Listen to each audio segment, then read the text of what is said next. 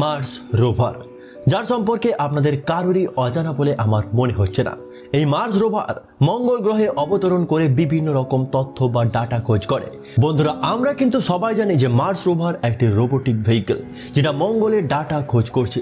এটা তো আমরা সবাই জানি, কিন্তু আমরা এটা জানি না যে ওই মার্স রোভার কিভাবে কাজ করে, কিভাবে আমাদের পৃথিবী পর্যন্ত সিগন্যাল পৌঁছায় বা ডাটা পৌঁছায়। এই সকল কিছু জানার জন্য ভিডিওটি আপনি শেষ পর্যন্ত দেখতে থাকুন। 18 ফেব্রুয়ারি 2021 পার্সিভারেন্স রোভার সফলভাবে মঙ্গল গ্রহে নেমেছিল, যার জন্য খরচ হয়েছিল প্রায় 2.5 বিলিয়ন মার্কিন ডলার। এই রোবটের মধ্যে কিন্তু অনেক রকম রোবোটিক ইনস্ট্রুমেন্টস লাগানো হয়েছে, যা মঙ্গল গ্রহে জীবনের লক্ষণ অনুসন্ধান করছে এবং ভবিষ্যতে মানব অভিযাত্রীদের জন্য পথ প্রশস্ত করতে অধ্যয়ন করতে সাহায্য করবে। পার্সিভারেন্স রোভার অবশ্যই কিন্তু মঙ্গল গ্রহে প্রথম রোভার নয়। 1997 সালে একটি ছোট্ট রোভার মঙ্গলে পাঠানো হয়েছিল, যার নাম সোজার্নার। তারপর 2004 সালে স্পিরিট অ্যান্ড অপরচুনিটি, 2012 সালে কিউরিওসিটি এবং সবথেকে লেটেস্ট 2021 সালে পার্সিভারেন্স রোভার মঙ্গলে পাঠানো হয়েছে।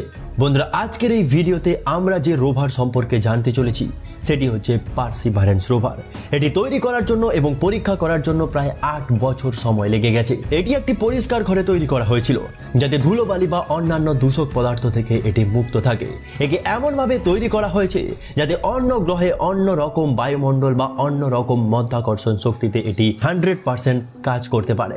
এবং এটা বানানোর পেছনে সব থেকে গুরুত্বপূর্ণ ব্যাপারটি হচ্ছে এটা এমনভাবে বানানো হয়েছিল যাতে এটা মাঝখানে কোনো সার্ভিস না করেই অনেক বছর পর্যন্ত অন্য গ্রহে চলতে পারে, কারণ অন্য গ্রহে সার্ভিস করার মতো কেউ নেই। তার সাথে সাথে একে হালকা এবং কম্প্যাক্ট সাইজে তৈরি করতে হবে, যাতে রকেটের মধ্যে ফিট করা যেতে পারে। মঙ্গল গ্রহে যাত্রা করার জন্য এর সাথে অনেক রকম ইনস্ট্রুমেন্টস ইনস্টল করা হয়েছিল, যেটা কিন্তু ভিডিওর মধ্যে আমরা জানবো। একে সম্পূর্ণরূপে প্যাকেট করার পর পেলোড ফেয়ারিং এর মধ্যে রাখা হয়েছিল এবং তারপর এটিকে রকেটের মাথায় লাগিয়ে দেওয়া হয়। আর এই রকেটটির নাম ছিল অ্যালটাস 5। লঞ্চ করার সময় রোভারটি কিন্তু উল্টো দিক দিয়ে রাখা হয়েছিল। আর বন্ধুরা, যেটা আপনারা হয়তো সবাই জানেন যে মঙ্গল গ্রহে উৎক্ষেপণের সর্বোত্তম সময় প্রায় 26 মাস অন্তর একবার হয়, যেটা কিন্তু আমরা এর আগের ভিডিওগুলোতে জেনেছি। আমরা সবাই জানি আমাদের পৃথিবী 1 বছর বা 365 দিনে সূর্যকে পুরোপুরি এক পাক প্রদক্ষিণ করে। অন্যদিকে মঙ্গল গ্রহ সূর্যকে প্রদক্ষিণ করতে প্রায় 2 বছর সময় লেগে যায়। এবং মঙ্গল গ্রহে যাওয়ার জন্য সব থেকে বেস্ট টাইম হচ্ছে মঙ্গল গ্রহ এবং আমাদের পৃথিবী সারিবদ্ধভাবে একসাথে আসার ঠিক আগে, যাকে আমরা লঞ্চ উইন্ডো বলে থাকি, যেটা 26 মাস অন্তর একবার ঘটে। বন্ধুরা, আজকের এই ভিডিওতে কেবলমাত্র পার্সিভারেন্স রোভার কিভাবে কাজ করে তাদের প্রত্যেকটি ইনস্ট্রুমেন্ট সম্পর্কে জানবো এবং কিভাবে ওদের ডাটা আমাদের পৃথিবী পর্যন্ত পৌঁছায় সেই সম্পর্কেও জানবো। কিন্তু আপনারা যদি এর জার্নি সম্পর্কে জানতে চান, অর্থাৎ পৃথিবী থেকে কিভাবে মঙ্গল পর্যন্ত পৌঁছেছে এবং এর মধ্যে কি কি বিপদ হয়েছে, এই সকল কিছু যদি আপনারা ডিটেইলে জানতে চান, তাহলে প্লিজ কমেন্ট করে জানাবেন। আমি পরবর্তী ভিডিও ওই বিষয়ে বানিয়ে দেওয়ার চেষ্টা করব। মঙ্গলের পৃষ্ঠের কাছাকাছি রকেটটি যখন পার্সিভারেন্স রোভার থেকে অ্যাটাচ করা হয়েছিল, তখন প্যারাশুটের মাধ্যমে নিচের দিকে নেমেছিল এবং তারপর পৃষ্ঠের কাছাকাছি আসার মুহূর্তে নিজের থ্রাস্ট প্রডিউস করে নিজেকে স্লো ডাউন করেছিল এবং তারপর রোভারটি মূল অংশ থেকে অ্যাটাচ করে, কিন্তু তখনও পর্যন্ত কেবিলের মাধ্যমে ঝুলেছিল। একে স্কাই ক্রেইন ম্যানুভার বলা হয়। এবং তারপর রোভারের চাকা আস্তে আস্তে নেমে মঙ্গলের মাটিকে স্পর্শ করলো, যাকে টাচ ডাউন বলা হয়। তারপর কেবিলগুলি অ্যাটাচ করে ডিসেন্ট স্টেজটি রোভার থেকে অনেক দূরে ক্র্যাশ ল্যান্ডিং এর জন্য উড়ে যায়। বন্ধুরা, এর সবার উপরে থাকে মাস্টুল এবং সবার সামনে থাকে রোবোটিক আর্ম। এই রোভারের মূল উদ্দেশ্য যেহেতু জীবনের লক্ষণগুলিকে সন্ধান করা, তাই একে জাজিরো ক্রেটারের কাছে ল্যান্ড করানো হয়েছে, যা কোটি কোটি বছর আগে জলে ভর্তি ছিল। আর আমরা সবাই জানি যেখানে জল থাকে সেখানে সাধারণত জীবন থাকে, অথবা অন্তত চিহ্ন থাকে যে অতীতে এখানে জীবন ছিল কিনা। মঙ্গলকে ভালোভাবে পর্যবেক্ষণ করার জন্য এই রোভারে অনেক উন্নত টেকনোলজি যুক্ত রোবোটিক ইনস্ট্রুমেন্টস রয়েছে। বন্ধুদের, আয়তন প্রায় একটি প্রাইভেট গাড়ির মতো। রোভারের প্রধান অংশ, যার নাম ওয়েবের ফুল ফর্ম হচ্ছে ওয়ার্ম ইলেকট্রনিক্স বক্স। এর মধ্যে 6টি চাকা লাগানো রয়েছে, যা 2 সাইডে 3টি করে রয়েছে, আর যেগুলো কিন্তু অ্যালুমিনিয়াম দিয়ে তৈরি হয়েছে। সামনে এবং পেছনের চাকাগুলি কিন্তু এদিক ওদিকে ঘুরতে পারে, যাতে রোভারটি সম্পূর্ণরূপে 360 ডিগ্রিতে ঘুরতে পারে। এর মধ্যে এমন উন্নত মানের সাসপেনশন লাগানো হয়েছে যাতে এরা উঁচু নিচু এবং খারাপ রাস্তাতেও খুব সহজভাবেই চলতে পারে। বন্ধুরা, এর টপ স্পিডের কথা যদি বলা হয় তাহলে টপ স্পিড রাখা হয়েছে 0.1 কিলোমিটার পার আওয়ার। এত ধীর গতি হওয়ার মূল কারণ হলো রোভারের সেফটি এবং স্টেবিলিটির জন্য, কারণ বিজ্ঞানীরা কখনোই আগে থেকে মঙ্গলের সারফেস সম্পর্কে জানতো না। এটা হলো রিমোট সেন্সিং মাস্ট বা রিমোট সেন্সিং মাস্তুল। এটি সেই জায়গা যেখানে রোভারের কিছু ক্যামেরা এবং সেন্সার লাগানো হয়েছে। আর এর হাইটের কথা যদি বলা হয় তাহলে এটা প্রায় 6 থেকে 6.5 ফুট রাখা হয়েছে। এটা মানুষ থেকে একটু লম্বা, কারণ এখান থেকে দেখা ভিউ একজন মানুষ ওখানে দাঁড়িয়ে থেকে কি দেখতে পাবে সেই সম্পর্কে আমাদের একটি অনুরূপ দৃষ্টিভঙ্গি দেবে। সবার উপরে এই অংশটিকে বলা হয় সুপার ক্যাম। এটি মূলত একটি লেজার যা 7 মিটার দূর থেকে পাথরের কেমিক্যাল শনাক্ত করতে পারে। এগুলি হলো মাস্ট ক্যাম জেট, আর এগুলি হলো রোভারের প্রধান ক্যামেরা। এটা ফটো তোলার সাথে সাথে হাই ডেফিনেশন ভিডিও নিতে পারে। ন্যাভক্যাম বা নেভিগেশন ক্যামেরাগুলি রোভারটিকে মঙ্গল গ্রহের পৃষ্ঠে নিরাপদে গাড়ি চালাতে সহায়তা করার জন্য ব্যবহার হয়। এর ঠিক নিচে রয়েছে মার্স এনভায়রনমেন্টাল ডাইনামিক্স অ্যানালাইজার বা মেডা। এটি মঙ্গল গ্রহের আবহাওয়া এবং বায়ুমণ্ডলকে অধ্যয়ন করে। রোভারটিতে 2টি মাইক্রোফোন রয়েছে, একটি মাস্টের ওপরে এবং অপরটি রোভারের পাশে। সামনে এবং পেছনের দিকে রয়েছে হ্যাজক্যাম বা হ্যাজার্ড ক্যামেরা, যা মঙ্গল গ্রহে চলার সময় বিপদ এবং বাধাকে এড়াতে সাহায্য করে। তো এবার হয়তো আপনাদের মাথায় একটা প্রশ্ন আসতেই পারে যে রোভারে এত কিছু ইনস্ট্রুমেন্ট তো চলছে, কিন্তু কিভাবে?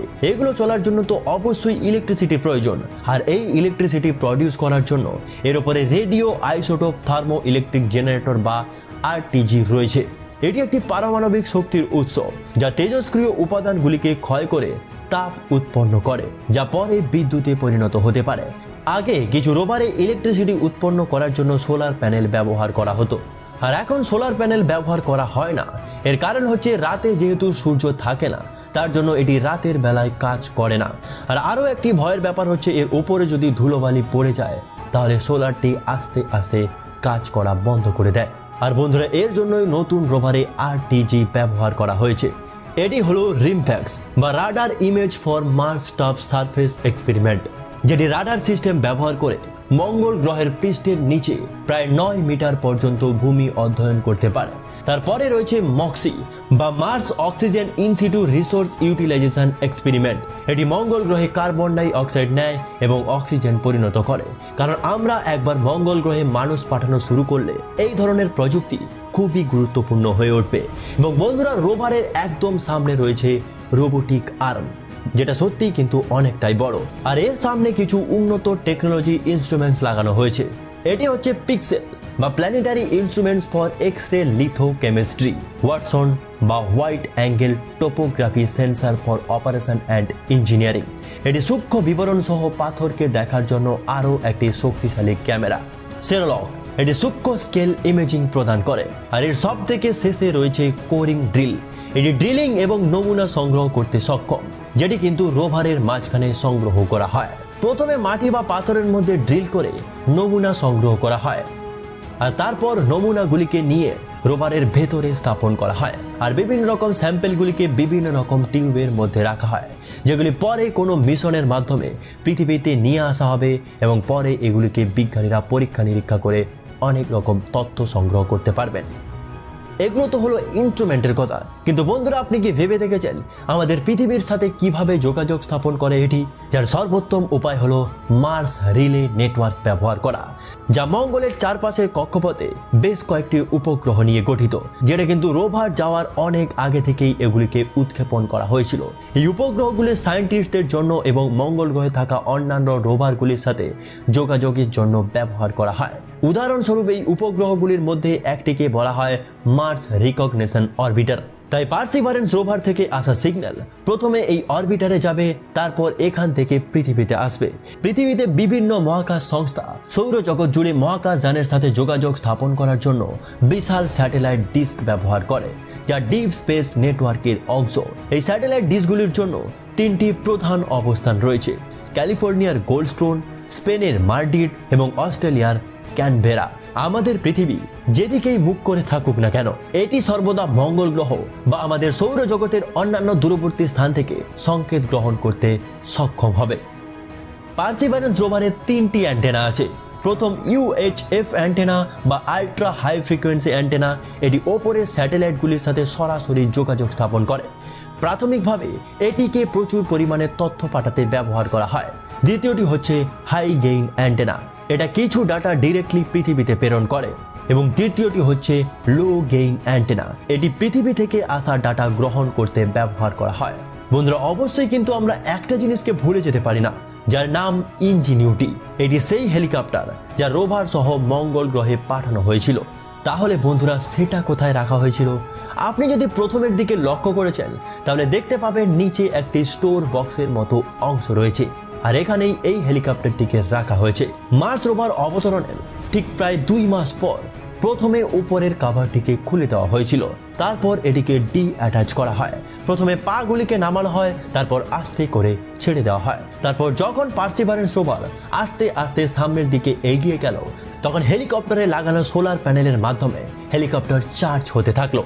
এই হেলিকপ্টারের 2টো ব্লেড লাগানো হয়েছে, যেটা একে অপরের উল্টো দিকে ঘোরে, যাতে হেলিকপ্টারটি স্টেবল থাকে। বন্ধুরা, এই মার্স হেলিকপ্টারের ব্লেডগুলি প্রায় 2400 RPM বা রোটেশন পার মিনিটে ঘোরে, যেখানে আমাদের পৃথিবীতে হেলিকপ্টারগুলি প্রায় কয়েকশো RPM এ ঘোরে।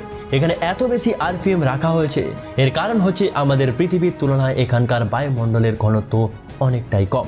আর বন্ধুরা, এটি প্রথম হেলিকপ্টার যা অন্য গ্রহের চারপাশে উড়েছিল এবং এটিকে একটি বিশাল সাফল্য এনে দিয়েছিল। আর বন্ধুরা, পার্সিভারেন্স রোভার যদি সকল প্রকার তথ্য সংগ্রহ করে নেয়, তাহলে মঙ্গল গ্রহে মানুষের বাসস্থান স্থাপন করা অনেকটাই সহজ হবে। আর বন্ধুরা, ভিডিওটা আজ এই পর্যন্ত। মার্স রোভার সম্পর্কে আপনার কি ধারণা, সেটা কিন্তু অবশ্যই কমেন্ট করে জানাবেন। আর বন্ধুরা, পৃথিবী থেকে মঙ্গল গ্রহ পর্যন্ত কিভাবে মার্স রোভারটিকে পৌঁছানো হলো, সেই সম্পর্কে যদি ডিটেইলে ভিডিও চান, তাহলেও কিন্তু অবশ্যই কমেন্ট করে জানাবেন। ভিডিওটা যদি ভালো লাগে, তাহলে প্লিজ একটা লাইক করবেন এবং বন্ধুদের কাছে শেয়ার করবেন।